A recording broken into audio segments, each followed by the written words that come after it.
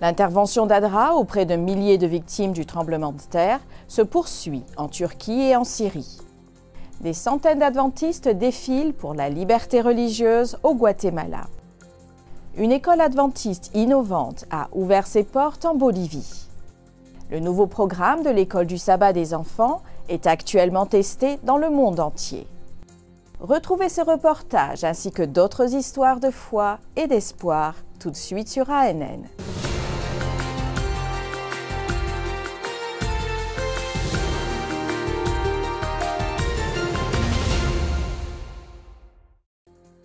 Atténuer les souffrances de milliers de victimes, transformer et toucher des vies individuelles, exprimer l'amour par l'action, apporter l'espoir au milieu du chaos, de la tragédie, du chagrin et de la désolation.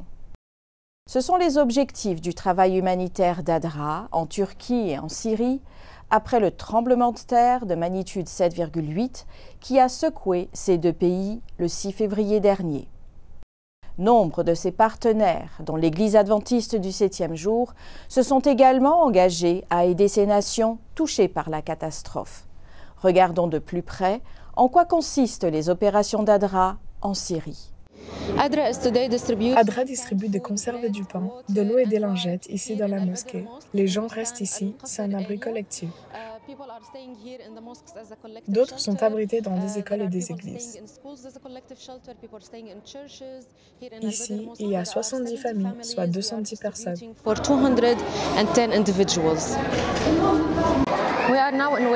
Nous sommes maintenant dans la zone de Saline, dans le quartier de Al-Fardos. Ce lieu est devenu un abri collectif pour les personnes dont les maisons ont été endommagées et qui dorment ici dans l'école depuis 3 jours. Hier, ADRA a distribué des produits alimentaires comme des conserves, du pain, de l'eau et des lingettes. Il y a environ 95 familles, soit 475 personnes. ADRA est aussi intervenu dans une école à proximité, maintenant considérée comme un abri collectif. Nous avons approvisionné environ 60 familles, soit à peu près 300 personnes. Rendons-nous à Antakya ou Antioche, une des villes les plus touchées par le séisme, où ADRA poursuit son intervention. Et voici les dernières nouvelles. Nous sommes en route pour Antakya. C'est surtout à Hatay qu'ils ont été vraiment touchés par le séisme. Ce matin, nous avons contacté Zoltan, le directeur national d'ADRA Hongrie, qui se trouve dans la région et qui participe lui-même aux opérations de recherche et de sauvetage. Il nous a envoyé une liste de ce dont ils ont besoin, comme des forêts, des perceuses, des mèches. Nous les avons achetés dans un magasin et nous les amenons là-bas. Il nous reste environ un peu moins de 2 heures de route. Avec un peu de chance, nous y arriverons sans encombre. Depuis le jour de la catastrophe, ADRA distribue de la nourriture, de l'eau, des vêtements et des fournitures essentielles aux personnes dans le besoin. L'organisation abrite également des familles déplacées et met en œuvre des projets pour favoriser l'accès à l'eau, l'assainissement et l'hygiène. L'équipe de secours d'ADRA a travaillé dans les décombres et a réussi à sauver 6 personnes, dont 2 enfants. Visitez adra.org pour en savoir plus sur les efforts de secours d'ADRA en Turquie, en Syrie et dans d'autres pays, ainsi que sur la façon dont vous pouvez soutenir la mission humanitaire mondiale d'ADRA. Environ 1500 étudiants ont commencé les cours au nouveau collège adventiste de Bolivie, une toute nouvelle école adventiste, moderne et innovante. Elle comprend des salles de classe dotées de technologies de pointe, des laboratoires de sciences et une aire de loisirs en plein air. Fait intéressant, cette école est située sur le campus de l'Université adventiste de Bolivie à Cochabamba. Le lundi 6 février, plus de 1400 élèves ont commencé leur année scolaire dans leur nouvelle école adventiste appelée UAB, située sur le campus universitaire adventiste. Enthousiastes, les élèves des écoles maternelles, élémentaires et secondaires ont parcouru les couloirs et découvert les salles équipées pour les besoins pédagogiques, les laboratoires et les zones de loisirs, tous créés pour une expérience éducative de qualité. L'école est immense et se trouve dans un bel environnement avec des salles toutes neuves et fraîchement peintes. J'aime qu'il y ait des espaces extérieurs et que chaque enseignant ait sa propre salle de classe. L'école est grande et belle. Ce qui a retenu mon attention, c'est que vous allez dans une nouvelle classe pour chaque matière. Les professeurs enseignent bien et sont gentils et aimants avec les élèves. Cette école est grande et les bâtiments sont neufs, modernes et adaptés à chaque besoin. Chaque enseignant a son propre espace où il peut s'approprier l'équipement dont il a besoin pour enseigner sa matière. Le premier jour, les parents ont pu accompagner leurs enfants de la maternelle ou du jardin d'enfants et voir également les installations scolaires.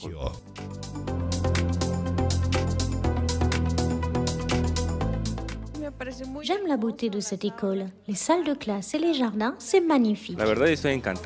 Je suis ravi. C'est la première fois que je vois ce type de structure scolaire de cette taille, avec autant d'options pour que les élèves profitent de leur expérience éducative, ce qui les aidera dans leur apprentissage.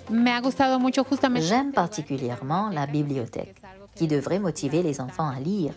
Et même les adolescents y trouveront leur compte. Je pense qu'ils se sentiront à l'aise. La bibliothèque retiendra leur attention et les fera se concentrer sur les livres et s'éloigner de la technologie. Durant la visite que j'ai pu réaliser et que je n'ai pas encore terminée, je peux voir que l'infrastructure est excellente, vraiment excellente. Nous n'avions pas encore vu une infrastructure comme celle-ci dans la région de Cochabamba. Je suis tellement surprise. C'est une école merveilleuse et magnifique. Les salles de classe sont spectaculaires. C'est vraiment merveilleux. Et je crois que nos enfants auront une excellente éducation ici. Les agences de presse sont venues pour couvrir cet événement qu'est l'ouverture de cette nouvelle école. La nouveauté et la modernité de cette école sont surprenantes. Elle est si différente des autres que nous avons l'habitude de voir. Cette école offre peut-être une structure et un environnement d'éducation plus américains. Je suis très impressionnée. Tout d'abord, je suis impressionné par le campus. Je m'y suis promené et j'ai remarqué que tout est nouveau. Tout est précieusement innové. Des laboratoires aux salles de classe, spécialement conçus pour chaque matière enseignée comme les maths, la biologie, la chimie et la physique. En discutant avec les étudiants, les professeurs et les administrateurs, j'ai compris que le système éducatif est très important ici. Mais au-delà de cela, les valeurs morales et spirituelles enseignées sont essentielles à une éducation bien équilibrée. Ce que vous voyez ici est à la hauteur de la meilleure éducation dans d'autres pays. Et c'est un exemple que beaucoup d'autres écoles ici en Bolivie devraient suivre. Merci à l'école adventiste UAB et à l'université adventiste de nous avoir ouvert les portes de cette nouvelle école. Nous invitons les parents et les élèves à venir faire partie de cette expérience et à découvrir un nouveau monde éducationnel. Cette école est innovante et illustre le changement éducatif qui est nécessaire en Bolivie pour une éducation mondialisée. Ici, les étudiants boliviens sont préparés à étudier dans n'importe quelle université du monde. Merci et félicitations à l'école adventiste UAB. Plus d'1 millier d'adventistes du 7e jour défilent dans les rues principales de la ville de Guatemala, au Guatemala, pour rappeler leur droit à la liberté religieuse. Ils ont porté des pancartes et des banderoles jusqu'au bâtiment de la mairie de la ville, au cœur de la place de la Constitution, afin de commémorer ce que l'Église observe comme la Journée internationale de la liberté religieuse, chaque année en janvier. Récemment, le gouverneur du Guatemala a accordé des droits à ceux qui ne veulent pas passer des tests ou d'examens un jour qu'ils considèrent comme saint. Magda Urizar de Lopez, directrice des affaires publiques et de la liberté religieuse de l'Église au Guatemala, a déclaré que cette nouvelle politique ne profite pas seulement à des milliers d'étudiants adventistes, mais aussi à des étudiants d'autres confessions religieuses. Un nouveau programme pour l'école du sabbat enfantine est actuellement testé dans le monde. Retrouvez-nous pour plus d'informations juste après la pause.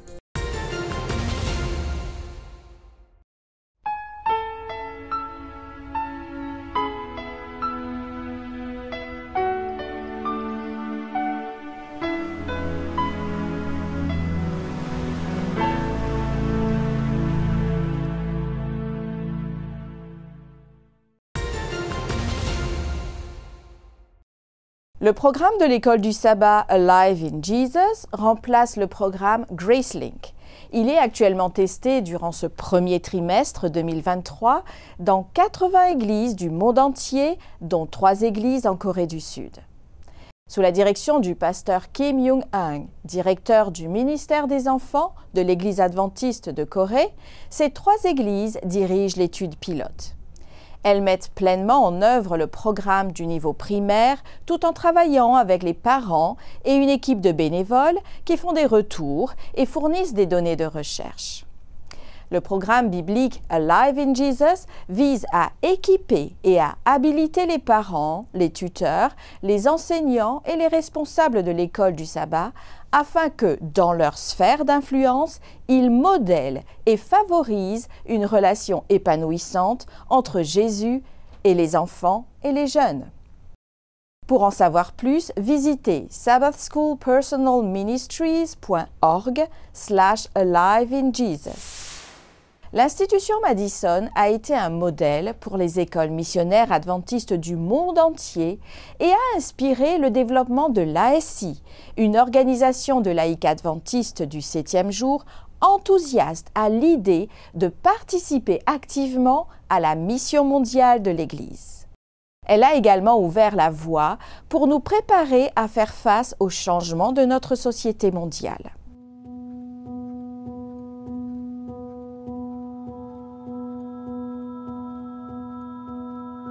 Jeter un regard sur le travail effectué par les pionniers de l'ASI dans le monde actuel nous oblige à nous interroger sur le passé des organisations.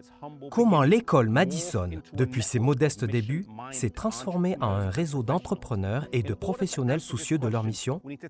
Pour répondre, nous devrions examiner l'histoire de Sutherland et Magan et reprendre là où nous nous sommes arrêtés pour contempler ces 2 hommes face à ce terrain impossible à gérer qui ont fait un pas monumental de la foi.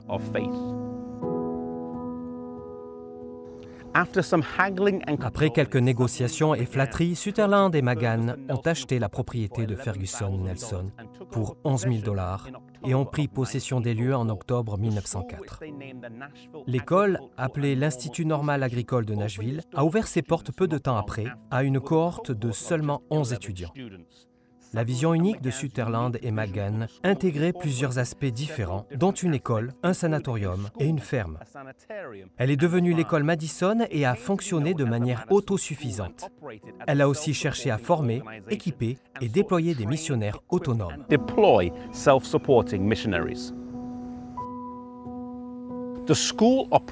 L'école fonctionnait comme une grande famille où chacun devait participer au fonctionnement quotidien de la ferme.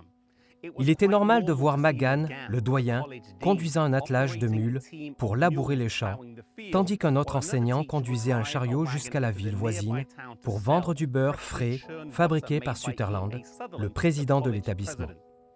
Les étudiants qui n'avaient pas moyen de payer leurs frais de scolarité travaillaient à la ferme pour compenser les paiements. Cela signifie que l'école devait récupérer des fonds par la vente des produits ou par des dons généreux.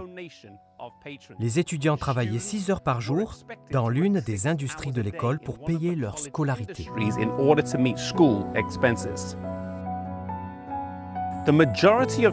La majorité des étudiants venant à Madison devaient devenir des enseignants ou des agents médicaux et aller dans les communautés rurales du Sud. Environ 1 an après les débuts de l'école, les premiers missionnaires sont partis en avant-poste. Des anciens élèves ont formé des petites structures autonomes façonnées sur le modèle de Madison. Ces écoles desservaient leur région, proposant des cours d'arithmétique et d'alphabétisation, des cours pour les enfants et une éducation sanitaire pour les adultes.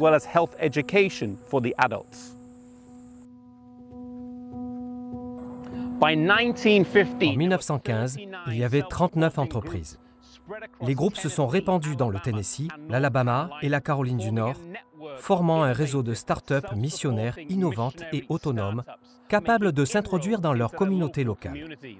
De bien des façons, Madison a préparé le terrain pour l'innovation dans la mission de l'Église adventiste et a facilité et renforcé les initiatives missionnaires laïques.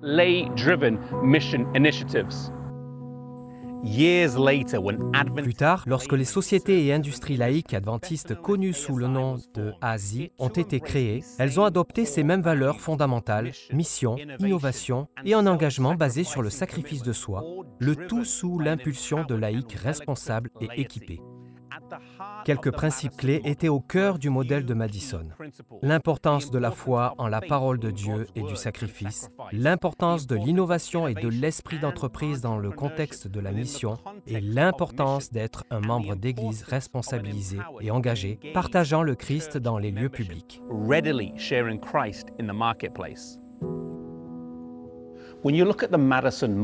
Quand on regarde le modèle Madison, on ne peut s'empêcher de penser à l'entrepreneuriat des temps modernes. En quoi était-il similaire ou différent de ces industries et entreprises créatives? Que pouvons-nous apprendre sur l'importance de l'innovation dans la mission?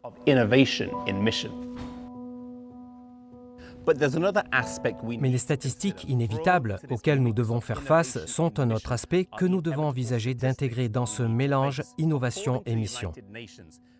Selon les Nations Unies, 55% de la population mondiale vit dans des zones urbaines ou des villes. C'est un peu plus de la moitié de la population mondiale entassée dans les limites des grandes villes. Ce n'est pas tout. Près de 58% de la population mondiale a accès à Internet. En fait, nous nous connectons de plus en plus. Enfin, seulement 50% de la population mondiale a accès à des soins adaptés. En résumé, un peu plus de la moitié d'entre nous, habitant dans les villes, ont un accès facile à Internet comme jamais auparavant, mais presque pas d'accès à des soins adaptés.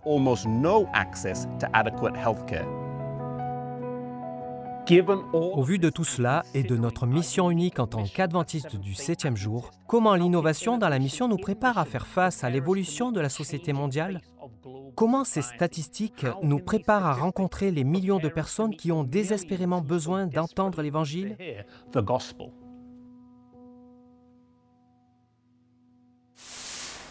Nous nous retrouvons après la pause pour faire connaissance avec une équipe qui partage la bonne nouvelle de Jésus grâce à des outils numériques.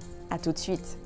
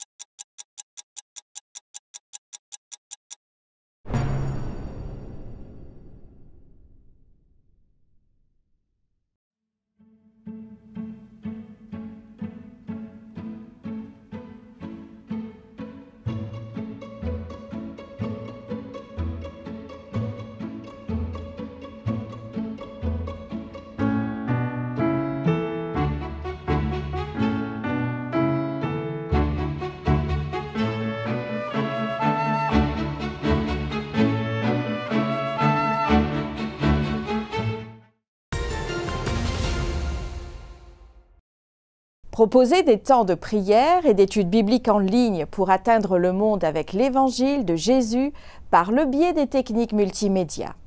C'est l'objectif de l'équipe de l'Initiative d'évangélisation numérique. Cette équipe qui travaille pour le siège mondial adventiste s'est réunie à Manille, la capitale des Philippines, pour partager leurs expériences et apprendre les nouvelles méthodes efficaces pour partager l'Évangile dans le monde numérique.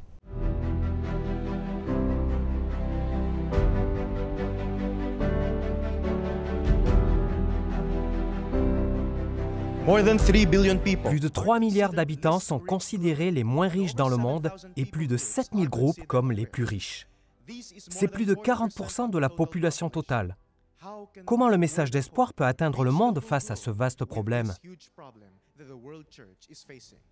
C'est là que l'initiative d'évangélisation numérique entre en jeu. Elle propose de prier et d'étudier la Bible en ligne. Elle utilise la technologie multimédia pour rendre l'Évangile accessible à l'environnement numérique.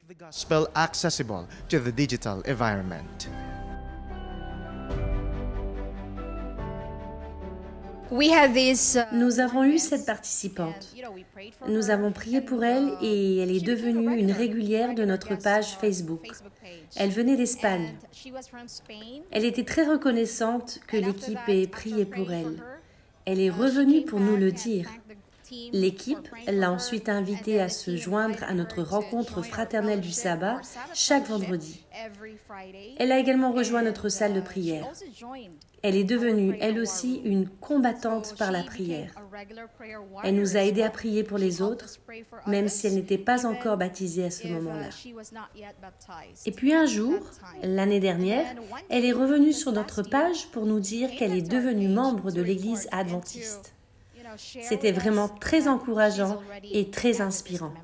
So that was really very transforming and very inspiring. Nous parlons d'initiative d'évangélisation numérique lorsque nous utilisons la technologie numérique et les plateformes des réseaux sociaux en ligne pour diffuser l'évangile de Dieu. Nous pouvons donc le faire sans les créatifs, mais nous les avons, c'est l'unité de production numérique.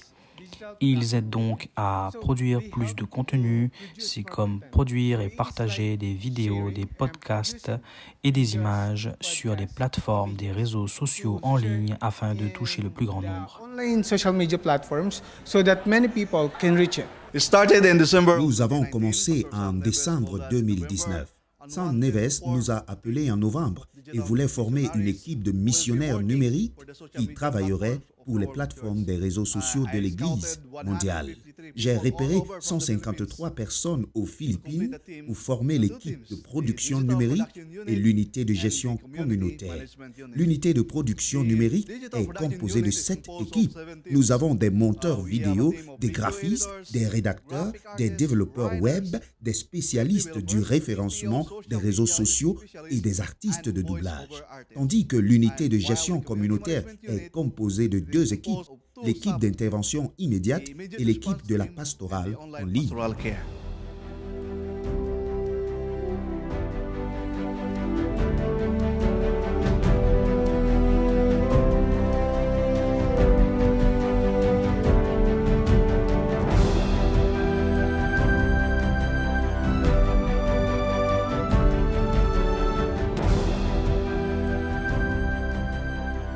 L'initiative d'évangélisation numérique ne cesse d'atteindre de nouveaux sommets alors qu'il explore de nouvelles stratégies pour gagner les autres pour Jésus.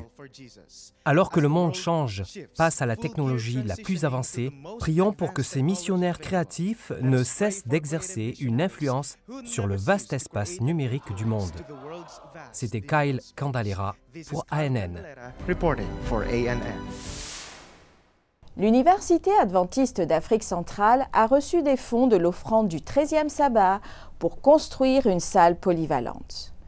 Utilisée principalement par les étudiants pour des réunions et des programmes, le bâtiment accueille la communauté pour des conférences, des rencontres et en raison de sa taille et de son espace, a pu rester ouvert pendant la pandémie pour servir de lieu de culte à Dieu.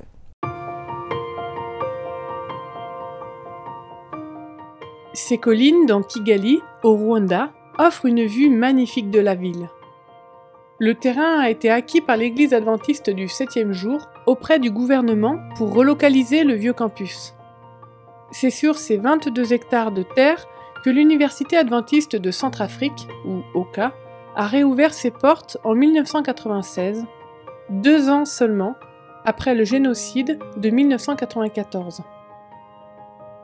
Ce campus offre 7 formations. Plus de 3000 étudiants y sont inscrits. De plus, afin d'offrir un enseignement au top de la qualité, l'école fournit une éducation centrée sur le Christ. Un lien pour adorer est important pour leur expérience spirituelle. Grâce à votre contribution aux offrandes du 13e sabbat, ils ont un endroit pour créer des liens d'amitié sur le campus. En 2010, ils ont reçu une part des offrandes du 13e sabbat pour construire une grande salle polyvalente qui peut contenir 2500 étudiants. Cette construction est principalement utilisée pour des réunions. Elle accueille aussi la communauté pour des conférences ou des événements tels que des mariages. Chaque sabbat, cet espace se remplit pour les services religieux. Ce lieu a été ressenti comme une telle bénédiction que l'on ne pourrait s'en passer. Ce serait devenu un gros problème, car nous en avons besoin presque chaque jour, et spécialement le sabbat. Au cours de la semaine aussi, on y réunit les étudiants pour leur parler. Pour vivre la semaine de prière chaque semestre et pour organiser les baptêmes. Quand le Covid-19 a sévi sur le monde, la plupart des églises du Rwanda ont fermé car les réunions et les services religieux se faisaient en ligne. Cependant, cette église a pu rester ouverte grâce à sa grande taille qui permettait les distances sociales.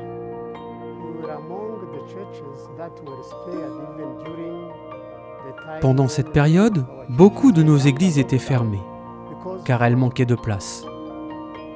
Les autorités qui sont venues inspecter ici nous ont dit « Pas de problème, vous pouvez continuer les réunions ». C'était une bénédiction pour nous de posséder un tel bâtiment.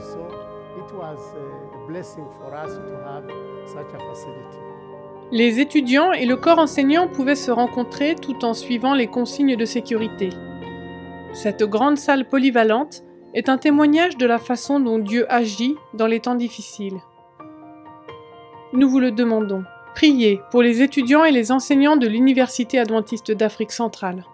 Votre participation aux offrandes du 13e sabbat a été une bénédiction pour eux. Merci de donner pour l'émission. Merci d'avoir suivi ANN. Rejoignez-nous la semaine prochaine pour d'autres nouvelles du siège de l'Église adventiste du 7e jour. Saviez-vous que l'Église adventiste du 7e jour a une chaîne YouTube où vous pouvez regarder ANN Vidéo, ANN in Depth et beaucoup d'autres vidéos étonnantes sur la prophétie, la santé et l'étude de la Bible. Il suffit d'aller sur YouTube et de chercher Église adventiste du 7e jour. Et abonnez-vous à la chaîne pour ne jamais manquer une nouvelle vidéo.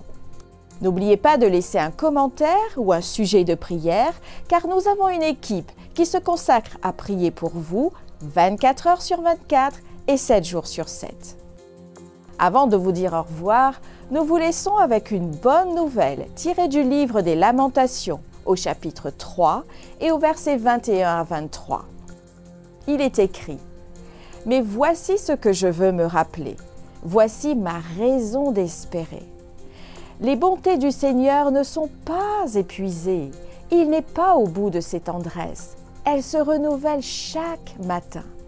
Que ta fidélité est grande, Seigneur. » Nous sommes arrivés à la fin de notre programme pour cette semaine. Rappelez-vous, vous pouvez toujours visiter adventiste.news pour des nouvelles quotidiennes et des vidéos. À la prochaine pour d'autres nouvelles de foi, d'amour et d'espoir. Que Dieu vous bénisse.